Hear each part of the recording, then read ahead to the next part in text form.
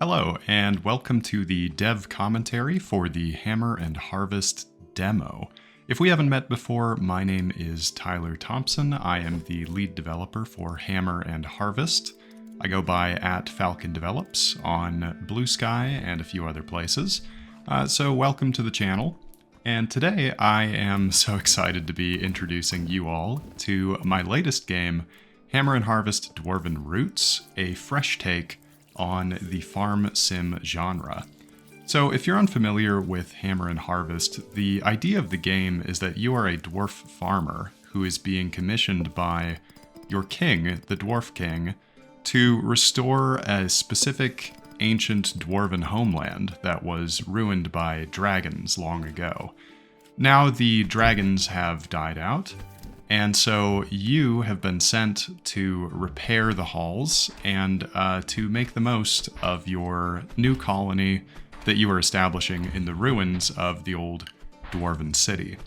So as I play this demo, you're going to see my dwarf farmer kind of travel around this dwarven city, which I've called Gembar.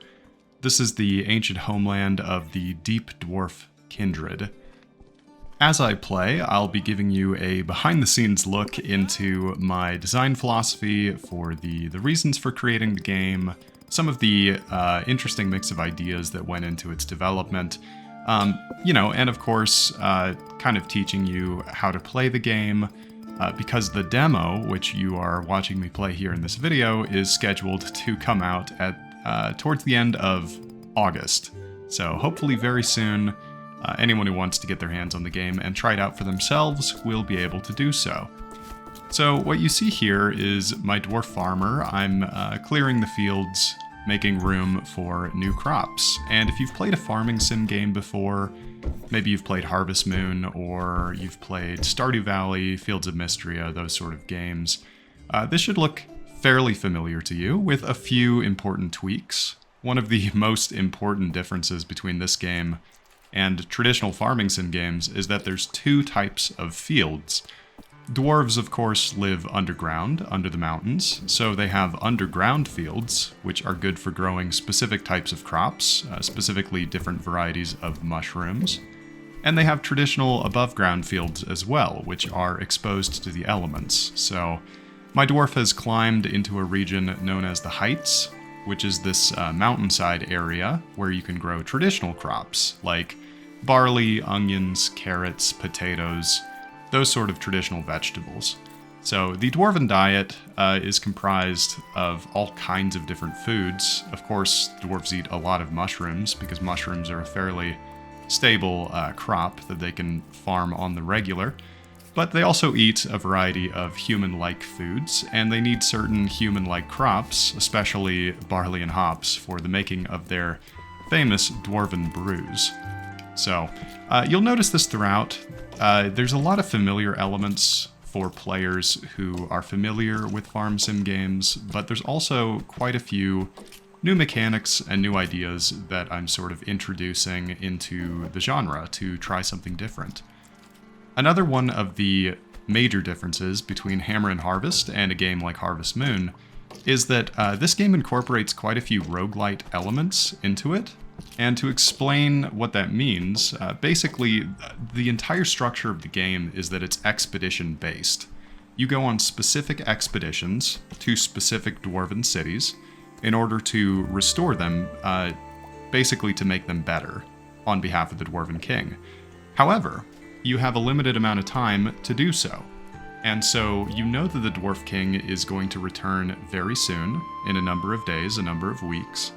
And so you are tasked with utilizing your time as effectively as possible in order to complete the objectives set out before you, because when the Dwarf King comes back, he's going to judge you. And depending on how well you did, you will be rewarded for your efforts. Now, at that point, the expedition is over. You actually return to the Dwarven capital, you're given your rewards, and then you're offered the option to begin another expedition. So the idea behind this is that as you play, you're going to learn more about these expeditions, how you can successfully complete them, how you can do them to the best of your ability. But each run, or expedition, is going to be a little bit different. Maybe you'll take different dwarves with you on your expeditions. Maybe you'll have a reward from a previous playthrough. Maybe you'll pick a different kindred of the dwarves to belong to, and therefore have different perks that inform the way that you play the game. For example, as you create your characters for these expeditions, some kindreds are exceptionally good at resource collection, and maybe you'll focus on chopping down wood and mining stones. Some kindreds are going to be better at animal handling, and so maybe you'll focus on building a barn for all of your animals. Some kindreds are better at farming, some are better at crystal growing, some are best at crafting. So there's all kinds of variety that I'm trying to bake into the formula of the farm sim, and to give you that opportunity to basically take the knowledge that you've learned about how to play the game effectively and start over from the beginning with all of that knowledge and some additional in-game rewards, and do better and better as you play.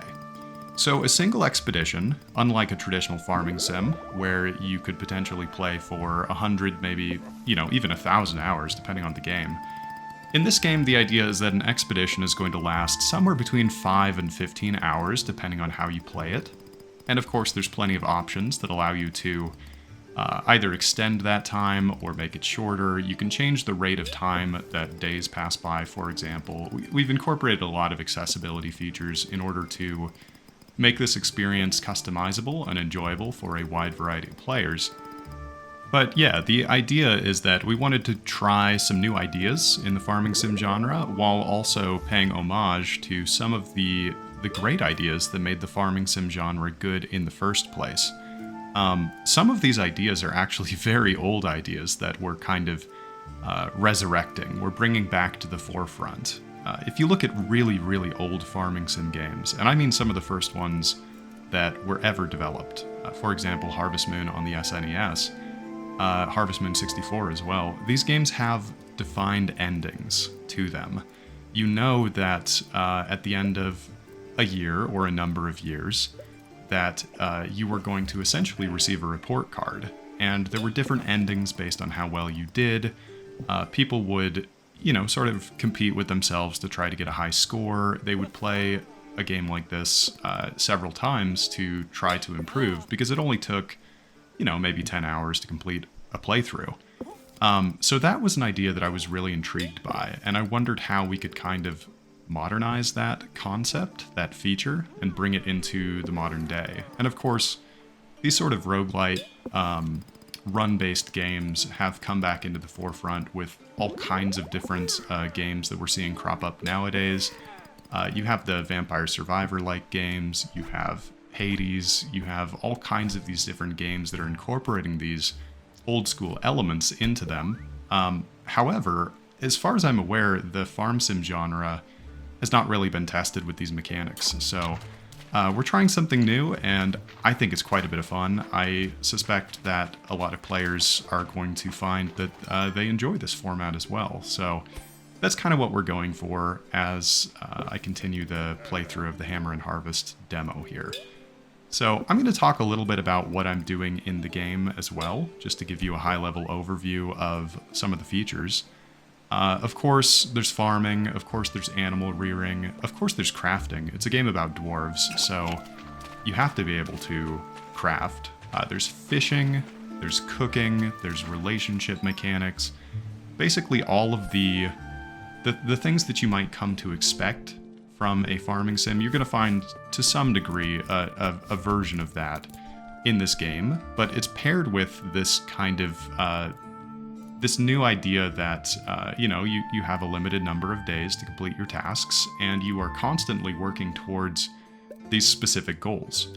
So I want to talk a little bit more about that, the goal of your expedition. You may have seen it in the intro, or when my dwarf character interacts with the ledger, but you are trying to improve your city across 3 broad categories. These categories are artistry, community, and economy. Now, artistry is fairly straightforward. Artistry is a measure of the the works and wonders that you're able to accomplish throughout the city, maybe the repairs that you can make, or the new expensive luxury goods that you can craft. So the idea is that your colony needs to be, essentially world famous among the dwarves. You need to do something that is worthy of the sort of cultural heritage of the dwarves, and in order to do that, you're going to be restoring these ancient works of the dwarves. So in Gembar here, this particular city, there's, for example, a broken aqueduct that you can restore. And when you restore the aqueduct, you gain the advantage that your underground fields become watered anytime that it rains outside, because the aqueduct can carry the water even underground. There's grand pillars in the Great Hall that are cracked and ruined that you can restore. That takes quite a few minerals to do, so you'll need to mine stone in order to do that. There's caved-in tunnels that you can repair. These provide you with shortcuts throughout the city. And of course, if you go to the anvil and interact with the crafting mechanics of the game, there's all sorts of ways to acquire artistry points through that mechanic as well. Maybe you're upgrading your tools. Of course, a dwarven farmer has all kinds of tools. You have a hammer, an axe, a scythe, a fishing rod, a few other tools as well. You can upgrade those with the ores that you collect. These upgraded versions of the tools can, of course, help you as you go about your daily chores, because they're much more effective at, say, chopping wood, breaking stones, tilling fields. But you're also going to be rewarded with artistry points, because these are essentially luxury goods that you're crafting. So that's artistry in a nutshell. You'll kind of see throughout the playthrough that I'm occasionally earning artistry points anytime that you see a red icon on the screen. We'll move on to community. Community is a category that is essentially the bonds that are formed between you and your fellow dwarves. The best ways to increase community are to make new friends, talk to them daily, give them gifts, raise your friendship level with the dwarven NPCs, who are your fellow expeditionary dwarves. Each of these NPCs also has their own special requests of you. Every dwarf has a favorite recipe that you can cook and deliver to them. That will give you a huge boost to your community points. Cooking is, of course, a pretty important part of the game. There's over 70 different recipes that you can cook throughout the game, which requires you to farm and forage different ingredients. And of course, eating dishes that you cook will provide you with certain status effect benefits. Or you can use these as gifts. Every dwarf likes a home-cooked meal. Now, there's other ways to raise your community points as well. You can construct a bath chamber, and that way you won't smell quite as sweaty as you might imagine a dwarf to smell. That's going to make it a lot easier to gain friendship points as you play. You can visit the tavern after you have worked up a sweat doing some chores around your farmstead. There's a keg that you can collect a drink from every day. That's going to give you community points. And of course, visiting the tavern is a great way to gain those points, because at the same time that you're going to the tavern, you're probably going to encounter other dwarves who are also taking a break from their work. So it's an excellent social hub to kind of meet up with the other dwarves who have joined you on your expedition. Now, these other dwarves, I should talk about them a little bit. There's a huge variety of them. They are assigned to your expedition based on their roles, which is the job that they're performing while they're here. There's the scribe, who reports to the Dwarf King and records what you are doing in your expedition. There's a forester, there is a prospector, there's a guard, a cleric, there's an innkeeper, there's a quartermaster, just all kinds of different NPCs who you'll encounter throughout the world. Oh, and a merchant as well. The merchant is tasked with visiting your farm once a day, collecting any items that you've left in your shipping bin, and providing you with the profits so that you can reinvest those coins into your farm. You can use those coins to do things like buy new bags of seeds, purchase new animals, buy cooking ingredients, all kinds of really important stuff that you might need coins for. So that's kind of the community objective. We'll move on to economy next. So like I said, you're going to be shipping items regularly in this game. Economy is a measure of your exports, essentially.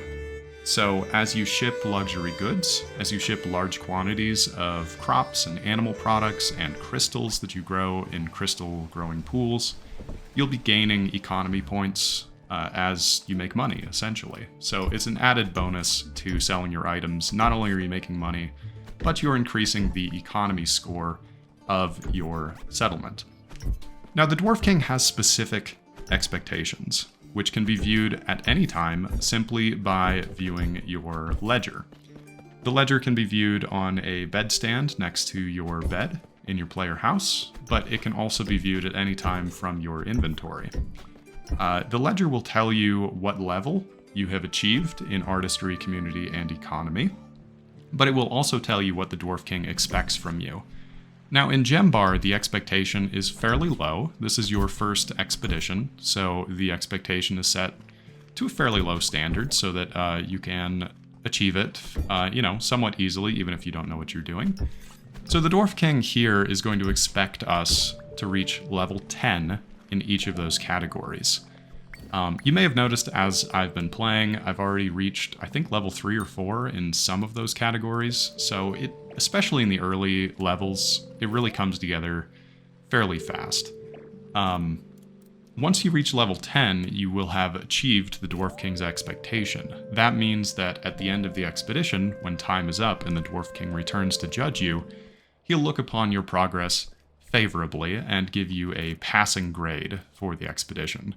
Now, this is very important because getting a passing grade for the expedition is an important threshold for unlocking special rewards that you'll only get if you succeed at the expedition. But of course, you can go above and beyond level 10. Let's say you reach level 12 in every category. Well then, you're going to get additionally rewarded by the Dwarf King when he returns. So even if you meet the expectations of the Dwarf King, which is great and should be celebrated, there's still incentive to continue to do a good job on the expedition and to continue to complete your daily chores and basically build the best settlement that you possibly can. So another big feature of this game is, of course, animal rearing. You're going to be raising a variety of livestock in your barn, but since this is a dwarf game, we wanted to do things a little bit differently. So instead of raising chickens and cows and sheep, you are raising cave quails, which are a small species of cave-dwelling birds that lay eggs. You're raising goats, which will give you goat milk. You're raising glow grubs, which are large bioluminescent caterpillars that spin a bioluminescent silk. That silk can be used in the production of certain luxury goods, like a tunic. And if you're a specific kindred of dwarves that's good at raising animals, you might even be able to raise a wormling, which is a kind of dragon-like creature in your barn. And they shed their scales regularly, and their scales are extremely valuable. So that's one particular way that a player might play, is by focusing on the animal raising aspect of the game. Of course, the animal raising aspect includes a lot of the features you might expect from such a game. You can put quail eggs in an incubator so that you get baby quails. There's a special item that allows you to breed your other animals, your other livestock, so that they have babies. You can expand your barn by completing certain works projects. If you bring enough lumber that you've harvested into the barn, you can add animal stalls. That way you can hold additional animals and raise even more livestock. So there's all kinds of options here for different play styles. Maybe you're going to focus on foraging, and you're going to go out and fish every day, and you're going to upgrade your fishing pole first. That's great. Fishing is a good way to make money. It's a great cooking ingredient. Dwarves will like fish as gifts. That's an excellent way to play the game. But of course, there's other ways you can play. Maybe you're going to focus on farming. Maybe you're going to raise animals. Maybe you're going to focus on mining and crystal growing or crafting or even these works projects. There's all kinds of different things that you can do throughout the game. There's secrets that you can stumble across, like these hidden relics of the Dwarven Saints that you can find.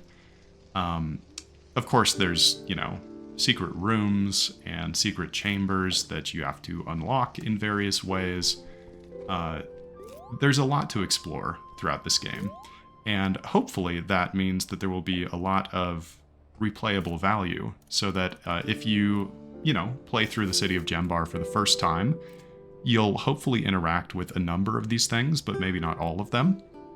And then the next time that you play, you'll have the opportunity, sort of a second chance, to jump in there and try something different. Maybe you'll build your character differently, or you'll focus on a different mechanic, or you'll find different secrets throughout the world, or you'll make it even farther.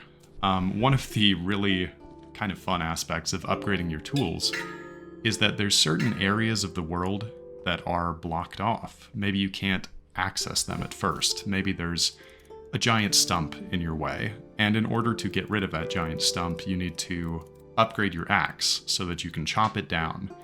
And who knows what may be lying beyond that stump. Maybe there's additional resource nodes for you to collect, maybe there's relics hidden, those sort of things. So, as you play, you're sort of, the world is expanding around you. You're building new stairs, you're fixing up broken down tunnels, all of these sort of ways that the city begins to unfold around you. So the demo for Hammer and Harvest allows you to play through the first 3 days of your expedition. Now 3 days is not a huge amount of time, but it should take roughly 1 hour to complete this demo and, see how far you can get with the Dwarf King's expectation in that time. In an actual sit-down playthrough session, you would have about 21 days to complete Gembar. That gives you 3 weeks, should be plenty of time to grow and harvest, several varieties of crops and complete your objectives.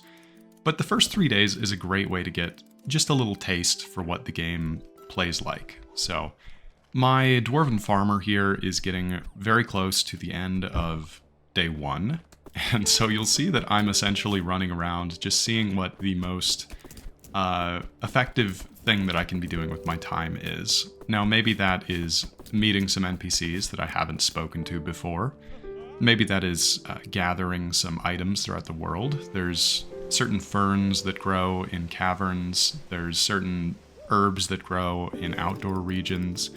Those are worth quite a bit of money, so you can ship those at the end of the day. Your shipped items are collected up at midnight, and you're given a report.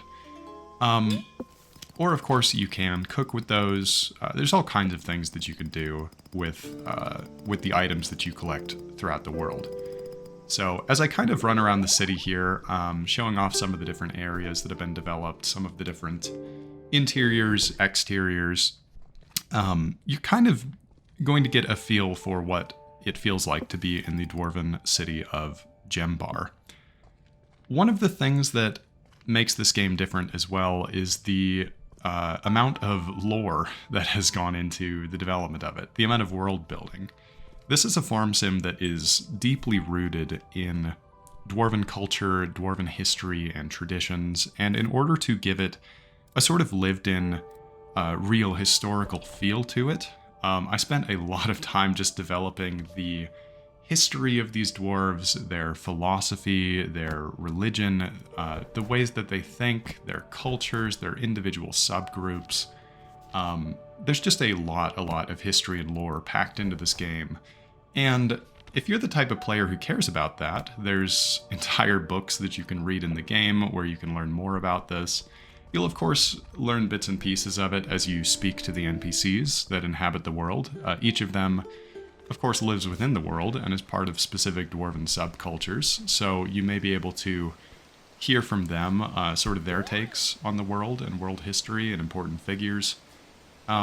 But I also, I want to be clear that if you don't care about that, it's not necessary that you understand any of that in order to enjoy Hammer and Harvest. You can just jump in, be a dwarf, play a farm sim game, relax for a bit. That's totally fine. You know, you don't really have to delve into that. And I've tried to make it as optional as possible if you want to interact with that material or not.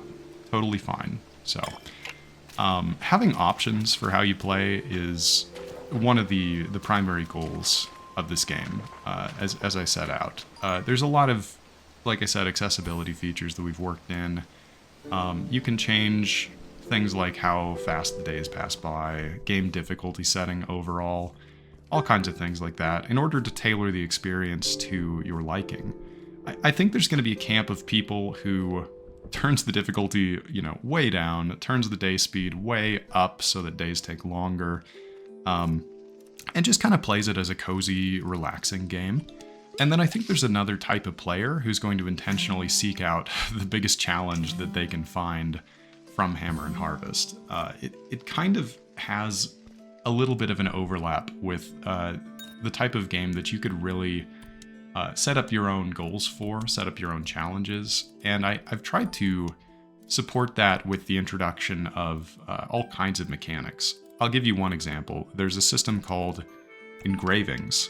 Engravings are sort of these city-specific goals that you might optionally try to achieve as you're spending your time. So Gem Bar has 6 of these goals. They reset at the end of your expedition. So if you want to complete an engraving, what you have to do is you have to know what the objective is, which there's a submenu for this, and then you have to go out and attempt to complete it in the amount of time that you have for the expedition, because when your time runs out and the Dwarf King returns, your engraving progress will also reset if you have not completed it. So that's just one of many sort of challenge mechanics in the game. It's kind of a mastery mechanic, so that if you've played through the farm, the city already, then you have these options to make the game harder. We've reached the end of the first day of the demo, so I'm going to cut off the video here, but you can kind of see the amount of profit that my character has made, a little bit of a report, and then a summary of what level I've achieved across these 3 categories. So thank you for watching. I hope you'll join me in the next video when I talk about day 2 of the demo playthrough. So that'll be here on the YouTube channel very soon.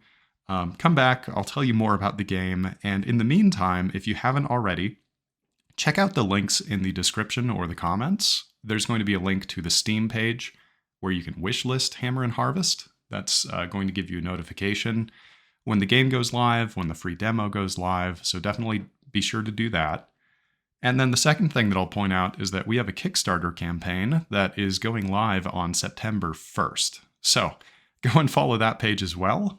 If you're familiar with Kickstarter, it's a crowdfunding platform where you can help us by backing the game, and in exchange, you'll receive certain exclusive rewards for helping us get the game off the ground, bringing it to life.